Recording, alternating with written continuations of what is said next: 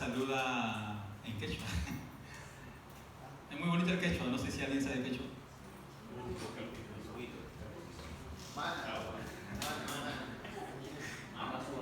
El saludo en quechua es muy bonito, de repente la hermana sabe un poquito, ¿no? Cada uno tiene en su zona una forma de hablar en quechua, ¿no? Pero ya se dice Imainaya, ¿no? Imainaya, Ayin Yachu. Ayin Yachu. Y es muy bonito hablar ese idioma, así que es interesante. Cuando yo voy allá a la mina, porque trabajo en una minera, en la parte de salud, lo que hacen ellos es identificarme primero, yo para poder ingresar a la mina. Ellos me piden mis datos y me dicen, a ver, tal persona, pase, me piden un photocheck. Y el photocheck, con un celular, lo ponen ahí, ¿no? Yo pongo mi photocheck y lo salen a ti, pasa, ¿no? Y cuando no suena a ti, me dicen, espérate, no puedes pasar. Algo ha pasado. Tienes tu examen médico vencido, o no tienes capacitaciones, X cosas, ¿no? Entonces, yo para ingresar a ese lugar tengo que estar acreditado. Y es lo que te ha sucedido cuando vas a lugares, ¿no? Yo me acuerdo que la primera vez que presenté una identificación de forma individual era cuando postulé en la universidad, ¿no? Había que presentar mi DNI, mis papeles, y cuando ingresamos al examen, alguien ha dado examen de admisión acá, ¿no? ¿Qué te piden cuando vas a dar tu examen de admisión? Te piden tu DNI, ¿no? ¿Y qué hacen con tu DNI? ¿Te pareces, no te pareces? ¿Eres, no eres? ¿Estás haciendo estafa o no? Suplantando de repente el examen, ¿no? En mis años cuando estaba hace muy lejano como Check, había lo que se llama el tigreo. El tigreo era en que yo me hacía pasar por ti para dar el examen por ti, porque yo sí podía ingresar y tú no. Pero yo ingresaba bajo tu nombre y tú ingresabas a la universidad por mí. Eso se llama tigreo. Entonces, felizmente, cuando me vinieron a pedir una vez en ese tiempo, entre comillas, la oportunidad de ganarte alguito para hacer ingresar a alguien en esa forma, lo primero que decían, a ver, tu cara es comercial, o sea, tienes cara comercial, o sea, que te puedes parecer a él. Pero había caras que no se parecían a nadie, entonces ahí lo dejaban a un lado. Pero sí, estaba un peinadito y ya te pareces a tal, ya sí puedes pasar, ¿no? Entonces pasaban a veces la gente así, ¿no? O sea, lamentablemente es algo que ha sucedido y va a seguir sucediendo porque los filtros para ingresar a un lugar no son perfectos a veces. Uno puede estafar a ingresar a un lugar, ¿sí o no? Y así estafaban. Realmente no accedía a eso, gracias a Dios, no porque era creyente, sino porque tenía miedo a que me lleven a la cárcel, ¿no? Porque si me chapaban, me iban a llevar a la cárcel y te ponía en juego lo que había ingresado a la universidad justo ese año, ¿no? El año 98, ¿no? Entonces, no lo hice por miedo, pero sí, pude haberlo hecho porque los filtros no son perfectos. Cuando vas a un aeropuerto, me tocó el año pasado cuando fui a visitar a mi hermana afuera, ¿no? Lo primero ya, tu DNI, tu pasaporte y tu identidad, ¿de dónde eres? Te preguntan, ¿no? Ah, soy de Perú, vaya, sácame los perros, ¿no? Para que huelan a este señor que viene de Perú. Algo debe llevar, algo quiere sacar para llevar al extranjero, ¿no? A Alemania, a Europa, ¿no? La identidad es importante, ¿no? Porque si no tenemos identidad, probablemente nos van a poner freno en algún lugar. Pero en la parte secular, la identidad puede ser vulnerada. Yo puedo ingresar a tu universidad diciendo que soy de tu universidad y me dejan pasar de repente, ¿no? Y no siendo de tu universidad, ¿no? Los sistemas son falibles. Los hackers pueden meterse a cualquier lugar sin que lo hayan invitado. Pero hay un lugar donde no se puede entrar si es que realmente no lo eres. Y hay un lugar que es infalible, que tiene tiene el tema de ingreso asegurado aquel que realmente el que lo va a permitir sabe que tienes que ingresar o no puedes ingresar. Y eso es algo que nos puede poner en conflicto, ¿no? Porque cuando yo leo ese sistema de ingreso a un lugar en el cual yo no puedo suplantar y ni siquiera puedo decir, sí, yo soy tal, yo te conozco, yo sé que tú existes y por tanto déjame entrar, porque realmente yo creo que sí merezco entrar. El que se da el derecho de admisión sabe que realmente merezco o no merezco, debo o no debo entrar. Y yo quiero citar para esta parte un versículo que nos tiene que poner a pensar, realmente cuál es nuestra identidad. Yo les quiero invitar, si tienen Biblia a la mano, que puedan ir a Mateo 7, 21. Yo te doy un consejo, mi hermano. Yo sé que de repente tienes tu Biblia en el celular, pero te recomiendo que lo pongas en modo avión. Porque mientras que estás leyendo te puede llegar un mensaje de WhatsApp y te va a desconcentrar de lo que Dios tiene que hablarte hoy día. Y de repente, justo se le ocurrió ahorita escribir a tu mamá, a tu papá, a tu enamorada, a tu esposo, y la verdad nos da más ganas de ver el mensaje que leer lo que tenemos que leer. Así que es una recomendación, no es una obligación, todos son libres, estamos en el Perú. Pero Mateo 7:21 dice lo siguiente: no todo el que me dice Señor, Señor entrará en el reino de los cielos, sino el que hace la voluntad de mi Padre que está en los cielos. Muchos me dirán aquel día, Señor, Señor,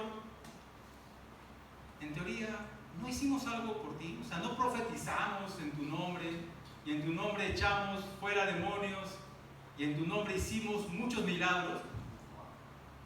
Y entonces le declararé, nunca te conocí, no tienes derecho a admisión, apártate de mí, hacedor de maldad. Este versículo no sé si se predica frecuentemente en las iglesias, porque es un versículo un poquito incómodo. Porque realmente, hermanos, ¿quién dice Señor, Señor? ¿Quién dice Señor, Señor? Todos decimos Señor, Señor. Pero lo dice gente de dónde? ¿Que está dónde realmente? ¿Ah? En una iglesia o en un lugar donde se está todo el tiempo hablando de Dios, porque yo no creo que en una cantina alguien diga Señor, Señor, yo en tu nombre hice milagros, ¿no? Bebiendo, yo no creo que en un prostíbulo un varón esté diciendo Señor, Señor, estoy acá en tu nombre. Es algo que te predica.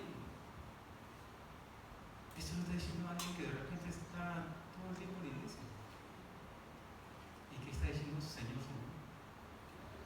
Y bajo ese concepto vamos a pedir a Dios que nos dé orientación para ver realmente qué es lo que quiere decir hoy día en nuestro corazón. Padre, yo te agradezco, Señor, que el primer día nos hayas traído con bien. Sé que tu palabra, Señor, como dice en Colosenses, y en todo tu mensaje, Señor, está preparado para edificarnos, para redarguirnos, para hablarnos, Señor. Yo te pido que este mensaje hoy, Señor, tenga el control de tu sabiduría, de tu paciencia y de tu amor y tu misericordia, Señor, porque realmente necesitamos saber quiénes somos, Señor. Necesitamos saber la identidad que tenemos realmente. Somos lo que realmente creemos que somos, Señor, o hay algo que ordenar, Padre, para que nosotros podamos no tener conflicto ese día cuando tengamos esa admisión que hacer contigo, Señor.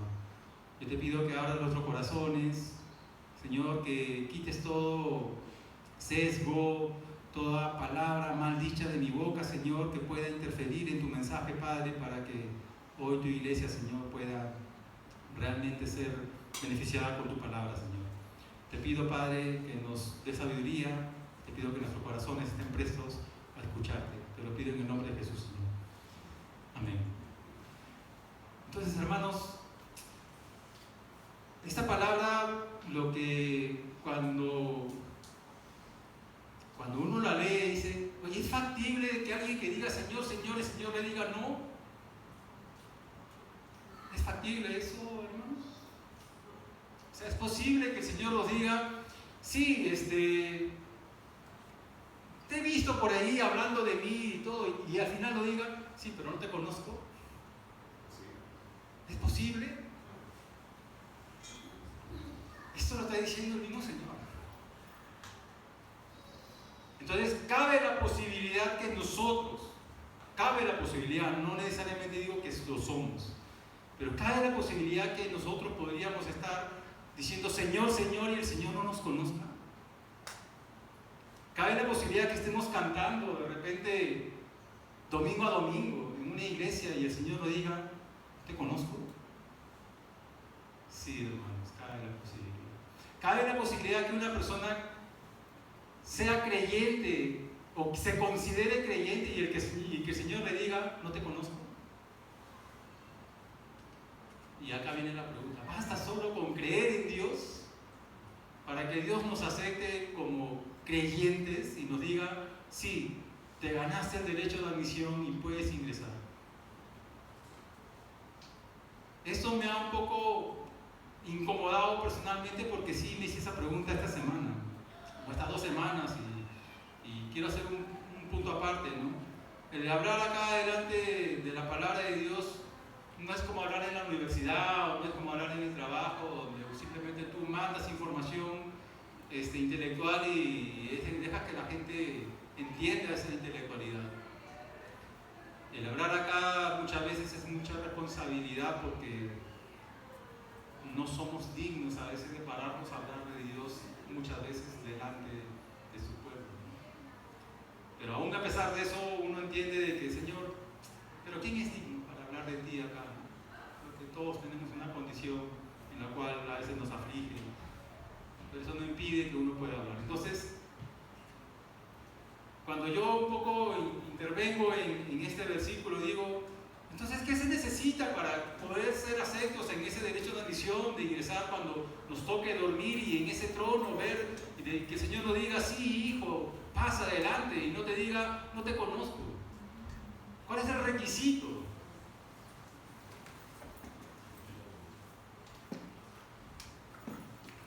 Cuando yo veo los mensajes de Jesús, predicando mismo Jesús, sí, ahí lo dice, obedece a mi Padre, dice, obedece mi palabra, Pero cuando lo veo predicando a Jesús en Marcos 1:15, veo que dice, el tiempo se ha cumplido y el reino de Dios se ha acercado, arrepentidos y creed en el Evangelio. Dice creed, pero antes de creer, ¿qué dice? Entonces cabe la posibilidad de que de repente alguien crea y no se haya arrepentido y que esté convencido netamente que Dios existe, pero le falta lo anterior que dice a creer. En Mateo 4:17 dice, desde entonces Jesús comenzó a predicar y a decir, arrepentidos porque el reino de los cielos se ha acercado. Y esto lo está diciendo Jesús, no lo está diciendo cualquier persona. O sea, cabe la posibilidad que tú y yo estemos creyendo sin habernos arrepentido. ¿Será esa la condición en que Dios está diciendo no te conozco? En Lucas 5:32 dice, no he venido a llamar a justos, sino a pecadores al arrepentimiento. Entonces, hay una variable que creo que tenemos que poner en la ecuación de un creyente, que es el arrepentimiento. Puede que nosotros estemos convencidos. ¿Ustedes han visto la estadística del Perú en cuanto a religión? Cuando estaba en Europa y hablaba con gente que no era cristiana, musulmana, ellos me decían, en América son cristianos. Porque ven la estadística que dicen que el 65% casi dice que es católico cristiano, el 14% o 15% dice que es cristiano evangélico, el 5% casi dice que es otro cristiano que no es evangélico y el 5% que es ateo. O sea, prácticamente el 95% del mapa peruano en estadísticas, según el INEI, dice que es creyente en Jesús, católico, evangélico o no evangélico. Pero hermanos, eso es real. Eso es real. Y cuando me dicen, oye, son cristianos, aman a Cristo, entonces deben reflejar a Cristo en ese país. Las estadísticas nos dicen que no son reales. Y si lo trasladamos a cultura de gracia, ¿cuántos de ustedes son arrepentidos realmente? ¿O nos hemos arrepentido? ¿Cuántos de nosotros nos hemos arrepentido y hemos creído en este mensaje de Jesús? Ahí la estadística sería interesante, ¿no? Hacer una tesis, ¿no? O hacer un estudio, como hacemos en la universidad, ¿no? Encuestas. ¿Y cómo yo identifico que una persona está arrepentida? No solamente es creyente. ¿Cómo se identifica eso? Ustedes saben cómo predicaba que en Mateo 11:11 Jesús dice que es el hombre más santo que ha nacido de mujer. ¿Saben quién es ese hombre? ¿Saben quién es? El que Jesús lo consideraba que es el mayor hombre que ha nacido de mujer. Alguien que le cortaron la cabeza. Juan el Bautista. ¿Y Juan el Bautista cómo predicaba? ¿Cómo se dirigía a la gente Juan el Bautista? No se dirigía, bueno, muchachos, cambien, crean en Jesús, bautícense y vengan todos acá. Él decía, arrepentidos, porque el reino de los Dios se ha acercado. Entonces, hay una variable que tenemos que considerar, hermanos. ¿Y qué es el arrepentimiento entonces? Si esa es la variable, porque ya tenemos identificado el problema. El problema entonces de la persona es que Jesús dice, no entras porque esto te falta. Entonces vayamos a esa variable. ¿Qué es arrepentimiento? ¿Qué consideran arrepentimiento?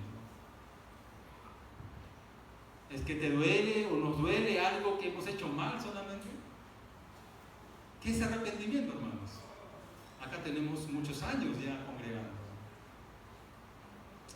La definición del diccionario bíblico Baker dice que arrepentimiento en el tema religioso es el acto de repudiar el pecado y volver a Dios. Eso es lo que es arrepentimiento. Que si es que yo me he arrepentido de algo que he hecho, es porque lo voy a comenzar a repudiar y me voy a acercarme a Dios. Entonces, dicho esto, si es que yo estoy arrepentido de algo, quiere decir que desde ahora que he tenido ese convencimiento de arrepentimiento, de que eso no era lo que yo debía hacer, pues ahora comienzo yo a darle lucha y comenzar a detestarlo. Y eso es complicado, ¿no? Eso es complicado muchas veces porque eso a veces no sucede. Solamente a veces decimos, no, Jesús, yo creo en Jesús, yo creo que Jesús nació de virgen, murió y pagó mis pecados en la cruz, pero hasta ahí lo tengo. Pero no vivo en arrepentimiento. Y Juan el Bautista decía, dad frutos dignos de arrepentimiento. Entonces, si hacemos un screening, como ya hacemos con los pacientes que son en la parte ocupacional, hacemos un screening y yo digo, ¿cuántos de acá son diabéticos? Que quizás alguno ya sabe que lo es, ¿no? Pero hay muchos que ustedes no lo saben que son diabéticos. ¿Y cómo yo tengo que llegar a ese conocimiento de que tú eres diabético? ¿Qué tendría yo que hacer? Bueno, fácil. Te digo, ¿sabes qué? Poquito, hoy día en la noche tu última comida, 10 de la noche, y mañana a 6 de la mañana sácate una glucosa. O hacemos una prueba de insulina. Perdón. O hacemos una prueba de insulina o hacemos una prueba de hemoglobina glicosilada. Con esos parámetros yo puedo decir si tú tienes diabetes o no tienes diabetes. Sencillo, ¿no? Pero ¿cómo hacemos una prueba para saber quién se ha arrepentido o no? ¿Cómo detectamos eso, hermanos? Ese detalle tenemos que mirarlo en Dios para ver si realmente nos hemos arrepentido, porque puede que no haya sucedido eso. ¿Cómo yo sé que ha pasado eso? ¿Cómo yo puedo saber si eso realmente ha sucedido en mi vida? Yo quiero ir a un ejemplo. Hay un hombre que todos lo hemos considerado muy alto, ¿no? Que se enfrentó a un gigante, y fue el campeón de Israel, ¿no? El que le cortó la cabeza a Goliat, ¿no? Un muchachito, bajito, que le sacó la mugre a un grandazo, ¿no? Entonces, ese hombre era el campeón. Ese hombre tenía todos los beneficios de Dios. Pero a ese hombre le pasó algo. Ese hombre confrontado con una situación que le pasó. El profeta Natán un día se le acerca y le hace una historia. En esa historia le dice que había un rey que tenía un montón de ganado, era rico y era un hombre muy rico y que tenía todo, ganado, todo eso. Y había un hombre que era pobre, y este hombre a la puta tenía un corderito, un animalito. Y ese animalito lo había criado con tanto cariño, ¿no? Lo había criado con tanto cariño que hasta comía de su vaso, en su regazo dormía un solo animalito que tenía. Cuando llega un visitante a esa localidad, el hombre rico le quiere dar de comer al visitante. Pero este visitante es alimentado, adivinen con qué animal. ¿Acaso el rico dijo: agarra, mira, tengo un montón de animales, matemos a este porque tengo un montón de abundancia, matemos a este para que coma, ¿no? ¿Sabe qué hizo ese hombre rico? Agarremos el animalito de este pobre hombre, el único que tiene, y lo mataron a ese corderito, al único animalito que tenía ese pobre hombre. Lo mató. Se lo comieron. Cuando Natán le dice esto a David, ¿cuál cree que fue la reacción de David? ¿Tú qué hubieras dicho, Ronald? ¿Era justo o era injusto? Si tú eres rico, tenías para agarrar un montón de animales. ¿Por qué agarraste el mío, que era el único que tenía? ¿Qué creen que dijo David? Ese hombre debe morir. Ese hombre debe morir porque ese hombre es malo. ¿Cómo ha hecho eso? ¿Cómo le ha quitado lo único que tenía a ese pobre hombre?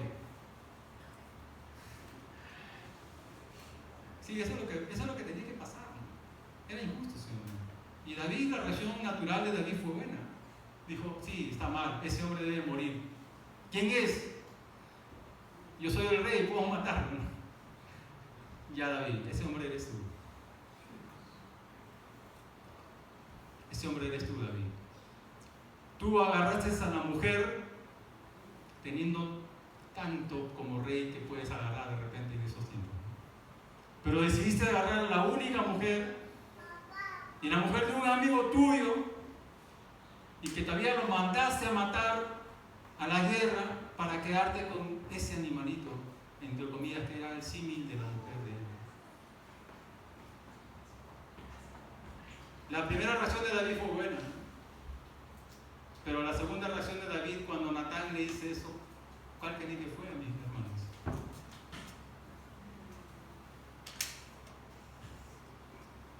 David no reaccionó como Adán. David no reaccionó como Caín. David no reaccionó como Esaú. O sea, David no dijo: bueno, pues yo soy el rey y tengo la potestad de agarrarme a cualquiera que tenga en este reino porque todas son mías. David no dijo como Adán, la mujer fue la que me hizo pecar, ¿no? David no dijo como Esaú, bueno, pues vendí mi primogenitura, pero eso qué interesa, yo quiero que tú me bendigas, papá. ¿O que yo soy el guardián de mi hermano? ¿Yo qué tengo que ver con él, Señor? Ahí se diferencia un corazón arrepentido, hermanos. Y te voy a citar el Salmo 51. El Salmo 51 es la expresión de David después de que Natán le explicó esto. Y ahí vamos a ver si nuestro corazón está alineado con ese corazón que nos da un poco el parámetro de qué es estar arrepentido. En el Salmo 51 dice: ten piedad de mí, oh Dios, conforme a tu misericordia. Conforme a la multitud de tus piedades, borra mis rebeliones. El corazón de David, y nos ponemos en contexto, hermano. Ya, acá está Natán, le está diciendo esto. Sí, tú eres el que lo mató, David. Pongamos en contexto. ¿Cómo lo hubiéramos visto a David? Físicamente, ¿cómo lo hubiéramos visto? Bueno, Natán, ya pues, Señor, ten piedad de mí, oh Dios, conforme a tu misericordia, conforme a la multitud de sus piedades, borra mis rebeliones. Así hubiéramos visto a David si hubiéramos estado en esa escena. ¿Cómo lo hubiéramos visto, hermanos? Lo más probable es que David hubiera dicho: Señor, ten piedad de mí, conforme a tu misericordia, conforme a la multitud de tus piedades, por favor, Señor, borra mis rebeliones. Pero la expresión, hubiéramos visto una expresión sentida, no una expresión fría. Y te aseguro, no hemos estado ahí, pero ¿cómo estaría un hombre en esta condición? Llorando, ¿no? No creo que un hombre esté diciendo a Dios: Señor, ten piedad de mí. No, estaría llorando, tirado. En ese tiempo a veces se tiraban al piso, se postraban. Y hubiera estado diciendo: Señor, perdóname, con lágrimas, llorando. Pero hermano, también hay algo que tenemos que tener presente, ¿no? Casi todas las personas que yo he visto arrepentirse, incluyéndome cuando me tocó a mí arrepentirme, y me sigo arrepintiendo de tantas tonterías que a veces hago, los que hemos pasado eso, es difícil no botar llanto. Yo no sé, yo creo que hay una alta probabilidad de que alguien arrepentido esté llorando, ¿no? Pero no todo llanto es arrepentimiento. Porque, ¿qué es lo que hace un ladrón cuando lo captura a la policía? Llora. ¿Qué es lo que hace un hombre cuando su esposa descubre su infidelidad? Llora. ¿Qué es lo que hace una persona que ve las consecuencias de las mentiras que después le traen problemas judiciales? Llora. Quiere decir que el llanto sí es signo de arrepentimiento, pero no todo llanto es arrepentimiento, hermanos. Y eso lo podemos ver si vemos en Romanos, dice la expresión, perdón,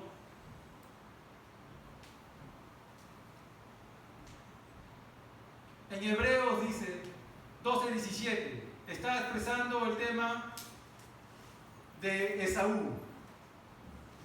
Porque sabéis que aún después, cuando quiso heredar la bendición, fue rechazado. O sea, quiso heredar la bendición de su padre Isaac. Cuando quiso heredar la bendición, fue rechazado, pues no halló ocasión para arrepentimiento, aunque lo buscó con lágrimas. Esaú lloró porque su padre no lo bendijo, pero no lloró porque estaba arrepentido. Lloró porque no halló lo que él quería, mas no estuvo arrepentido de haber dicho: papá, lo siento, no debía haber vendido mi primogenitura. sino lloró porque dijo, no me ha bendecido mi papá. ¿No? Pero hay alguien también que, si lo hubiéramos visto en escena, lo hubiéramos visto llorando. Era alguien que andó con Jesús. Era uno de los 12. Todo el tiempo estuvo con Jesús, ¿no? En Mateo 27, 3, 5 dice, entonces Judas, el que le había entregado, viendo que Jesús había sido condenado, sintió lo que están siguiéndome en la Biblia. ¿Qué dice? Sintió. Mateo 27, 3, 5.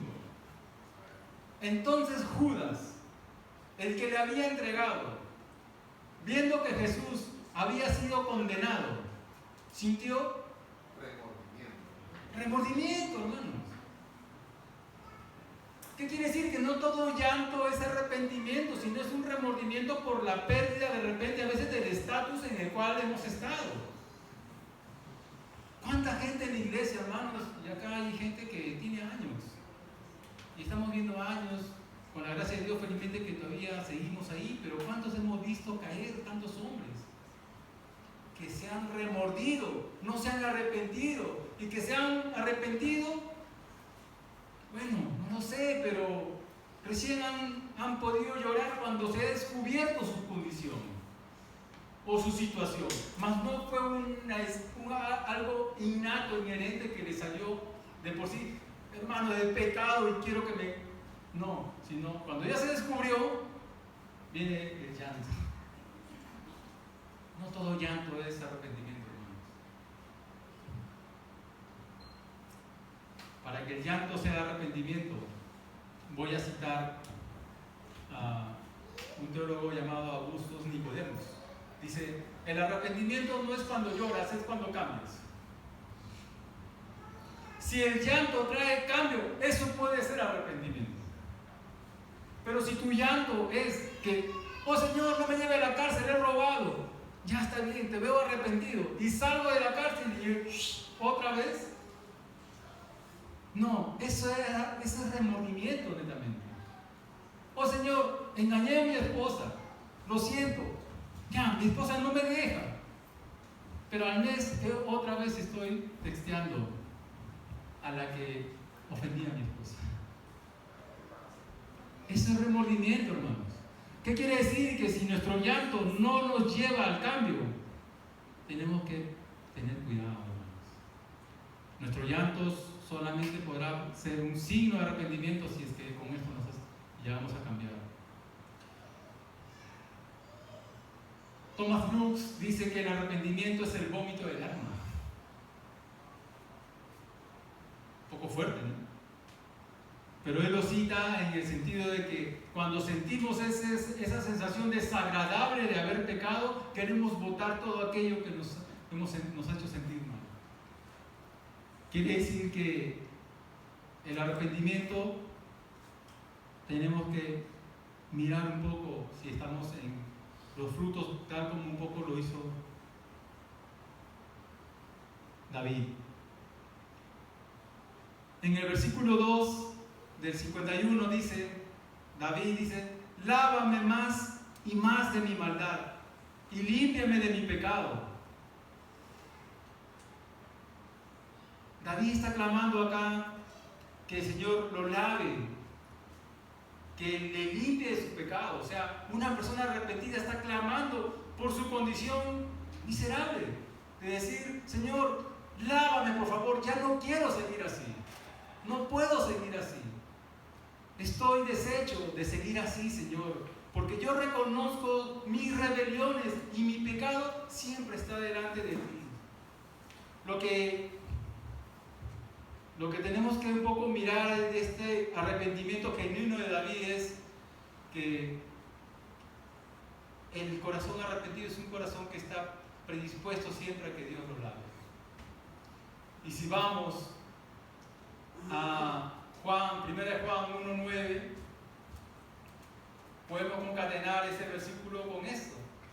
En 1 Juan 1:9 dice, si confesamos nuestros pecados, Él es fiel y justo para perdonarnos los pecados y para limpiarnos de toda maldad.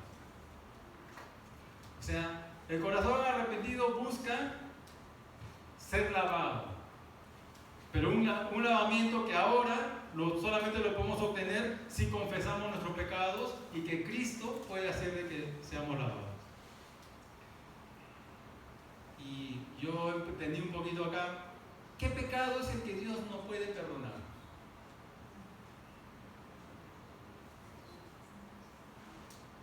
¿Qué pecado Dios no puede perdonar entonces? Aquel que no ha sido confesado. Si no confesamos, ¿cómo Dios nos puede lavar de la condición en la que estamos?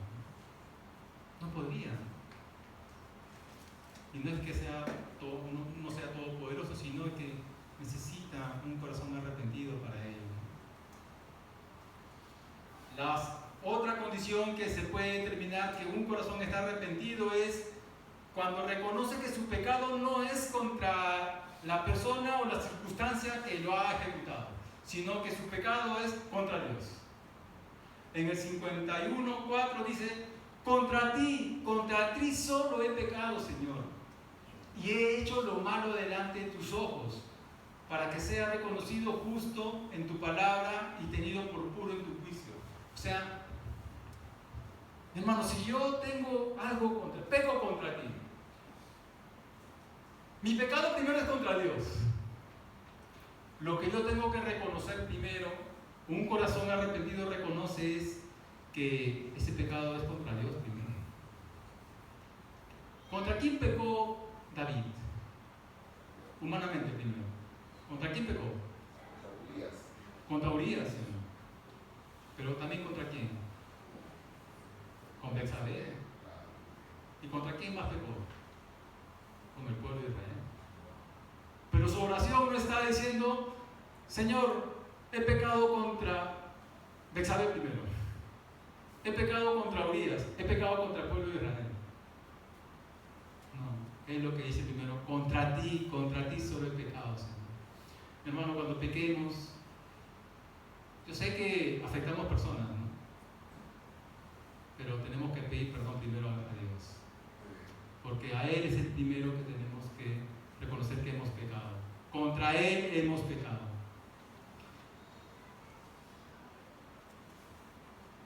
¿Y qué dice la parte de 51:5-10?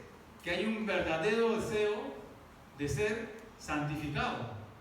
He aquí en mi maldad he sido formado, y en pecado me concibió mi madre, dice.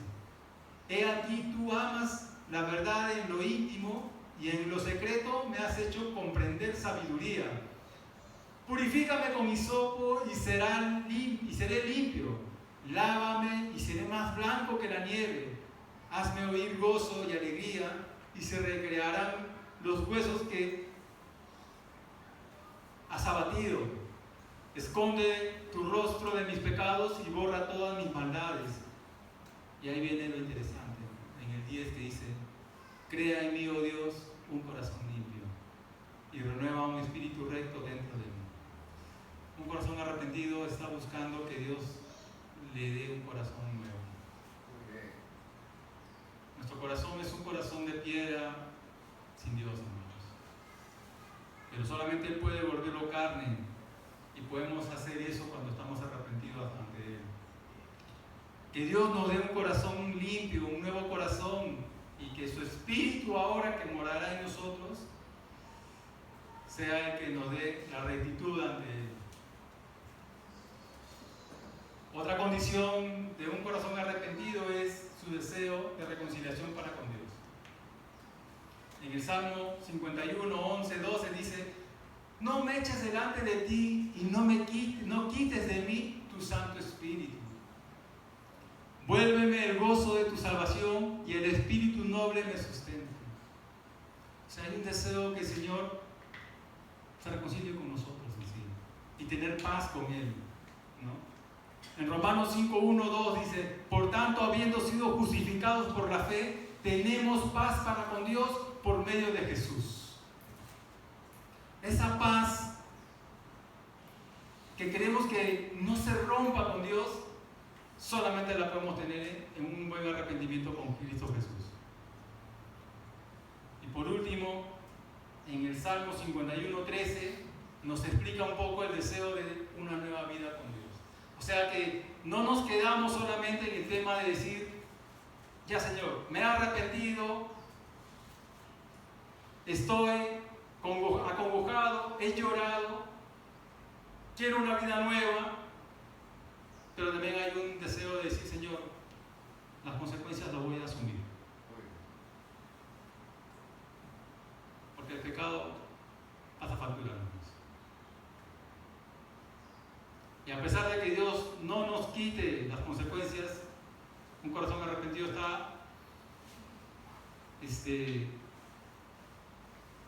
está consciente de que tiene que aceptar algunas consecuencias. David, cuando pecó, el Señor lo perdonó, sí, pero hubo consecuencias en su vida.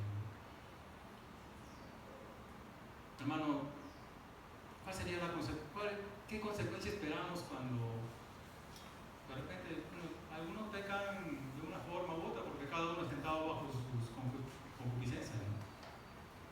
Pero ¿qué resultado esperamos realmente cuando de repente tenemos un sexo ilícito? ¿Qué esperamos? ¿Vendrá una criatura? ¿Qué esperamos cuando tenemos, no sé, afanes con otras personas que no es nuestra pareja? ¿Qué esperamos en sí, hermanos? Esperamos que haya bendición. Esperamos que haya edificación. ¿O qué esperamos cuando nos metemos en chismes y ofendemos a personas en chismes? ¿Qué esperamos? ¿El respeto a esa persona? Lo que hacemos tiene consecuencias, hermanos, y lo que sembramos vamos a cosechar. Pero aún así tenemos que, cuando nos arrepintamos haciendo eso, tenemos que asumir que esas consecuencias el Señor las puede dar. Y a pesar de eso, seguir. Yo me he metido en un problema por no obedecer a Dios en mis finanzas. Me lo comentaba algunos hermanos de acá. He hecho un desastre total de mis finanzas, ganando bien, invirtiendo mal por no haber seguido el consejo de Dios de no endeudarme. Hermano, yo me he arrepentido a Dios por no haber pedido su consejo, pero estoy pagando las consecuencias de ello. Pero eso no impide que yo siga con el Señor. Porque las consecuencias es que ahora no estoy cerca de mi familia. Tengo que irme 15 días, dejarlos solos, para solventar hasta que Dios abra la puerta, que pueda decir, bueno, ya está. Acá hay un nuevo camino, hay una salida para eso. El pecado no es, hermanos, algo que va a quedar así imbatible. Pero tenemos que estar predispuestos a asumir las consecuencias y a seguir con el Señor. Que eso no nos aparte de ello. Y el deseo de la nueva vida, en el Salmo 51:13, dice que una vez que esto suceda, entonces enseñaré a los transgresores de tus caminos y los pecadores se convertirán a ti. La consecuencia de un corazón arrepentido luego de todo ese proceso es que voy a hablar de ti, Señor. Voy a seguir hablando de ti, de tus maravillas. Voy a hablar a aquel que no cree en ti para que te conozca, que tú eres el Dios que realmente perdona y eres un Dios santo. O sea, que eso no nos va a impedir seguir predicando y hablando. Esta declaración del Salmo 51 es la declaración de un hombre que cometió algo. Que de repente tú y yo, en otras circunstancias, estamos en esta condición. Eso se llama un arrepentimiento por lo que he hecho. Pero cuando paso a Santiago 4:17, trastoca un poco mi condición también. Si leemos Santiago 4:17, ahí hay un tema que Dios también nos pide arrepentimiento, indirectamente. Aquel pues que sabe hacer lo bueno y no lo hace, le es pecado. O sea que somos pecadores por acto por omisión. Y en ambas situaciones necesitamos arrepentirnos, hermanos. Muchos diremos, no, yo no he matado, no he hecho eso, no he hecho lo otro. Sí, pero ya está bien. Pero estamos haciendo lo bueno para Dios en su iglesia. Realmente estamos comprometidos en que su palabra salga a relucir a la gente. En nosotros primero y luego a la gente. O estamos sentenciando simplemente, por tomar un ejemplo, a que Miguel venga temprano todos los domingos y sea el único que intente levantar esta obra, o los hijos de Coco, o Coco. Y el resto, hermanos, ¿qué estamos haciendo por Dios? ¿Cuál es nuestro compromiso con Dios? ¿Estamos pecando por acción o por omisión? Si sabes que es lo bueno, si tenemos claro que esta obra es buena, ¿por qué no hacemos lo bueno? ¿Cuál es nuestro empuje en esta obra? Si es una obra que es para bien del ser humano, porque Dios se está manifestando en muchos de nosotros.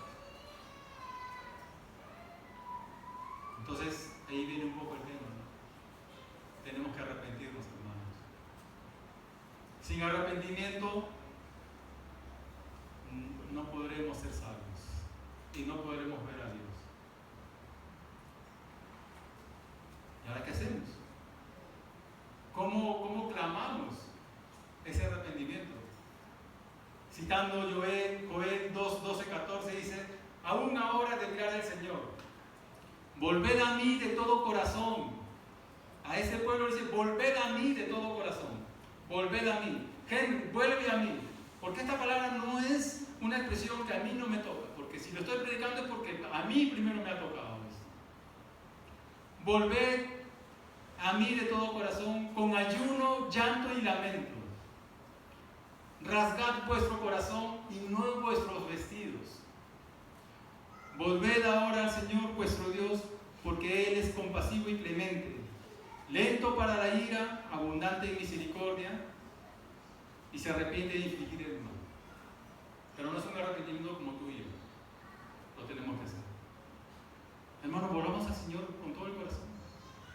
Ya dejemos de rasgar nuestra ropa. Y es probable, la palabra lo dice, es probable que dentro de nuestra iglesia también haya gente que todavía no se ha arrepentido. O que si se ha arrepentido lo ha hecho hace mucho tiempo y piensa que ya me arrepentí una vez y esto ya ahí terminó y no tengo por qué seguirme arrepintiendo.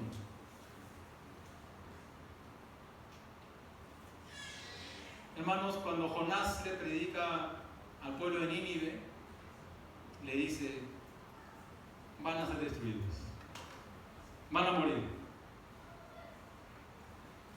Cuando recibe esa palabra el rey de Nínive, un rey pagano, ¿qué creen que hizo?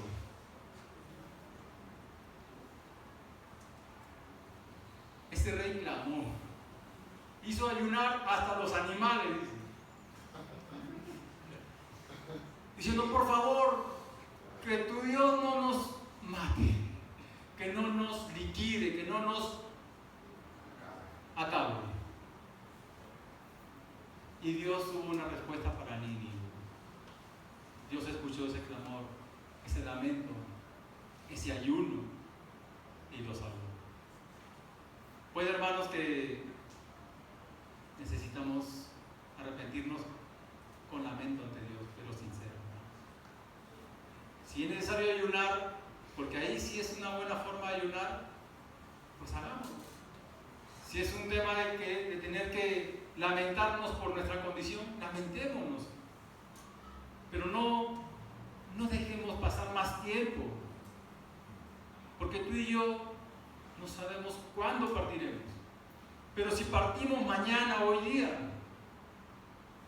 que tú y yo estemos seguros, o que el Señor nos dé la seguridad, la certeza de que realmente tenemos el pasaporte para ingresar donde Él nos ha pedido que ingresemos.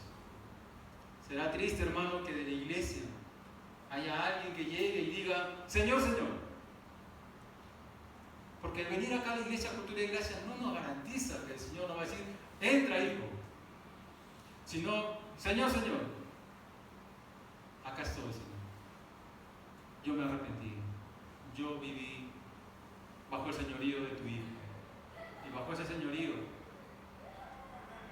le empecé a dar pelea al pecado.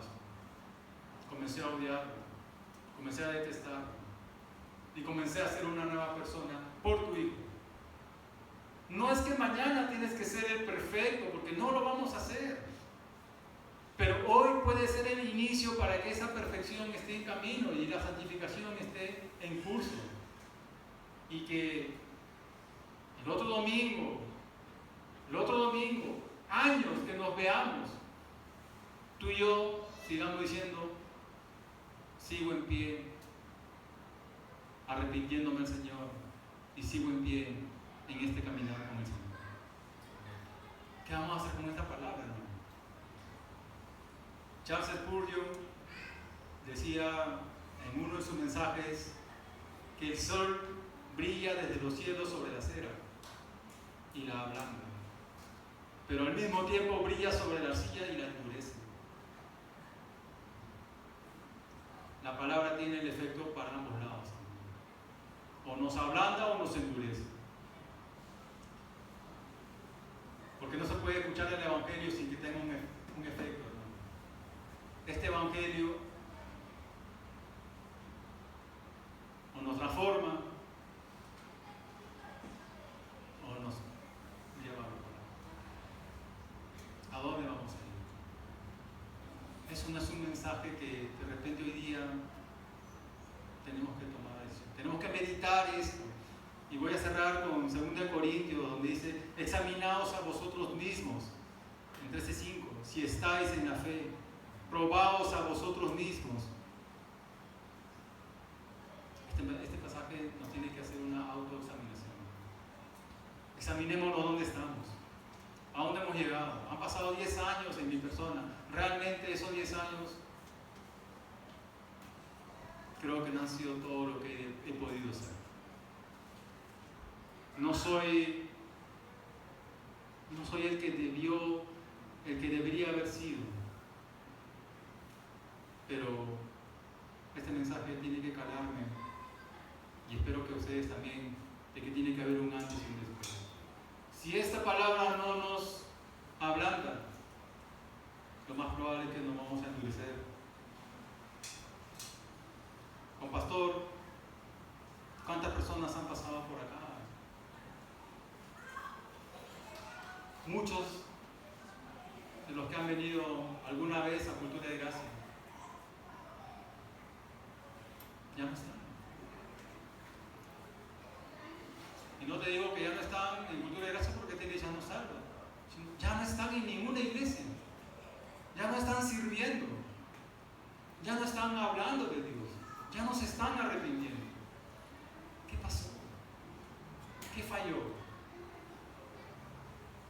Quizás faltó quizás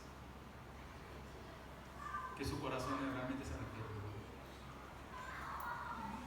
Pero como iglesia, vamos a cerrar ahí, como iglesia tenemos que clamar. Como iglesia tenemos que clamar para que el Señor nos permita seguir congregando en una iglesia,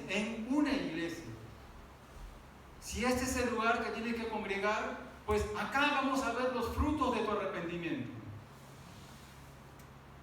Si te es complicado llegar acá, pues hermano, habla con nuestro pastor o habla con nuestros líderes.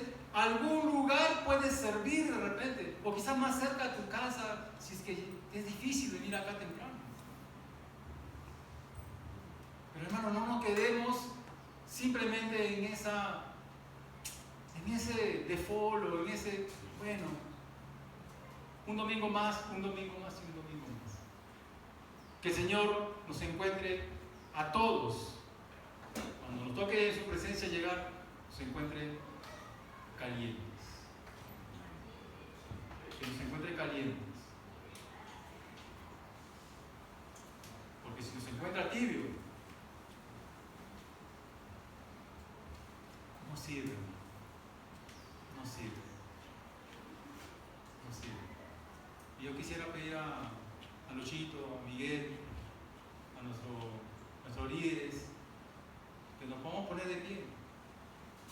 Que nos podamos poner de pie porque esta iglesia tiene un fin en sí. Esta iglesia tiene un fin. El fin de esta iglesia no es entretenernos los domingos. No es decirte ven temprano. El fin de esta iglesia realmente es velar por tu salvación. Velar por tu comunión con Dios. ¿Tienes dificultades? El teléfono que más debe sonar de repente en orden de jerarquía debe ser el de Lucho. ¿Por qué, hermano, estamos peleando solos? ¿Por qué estamos titubeando solos con nuestras batallas? Como esa batalla que de repente tuvo David.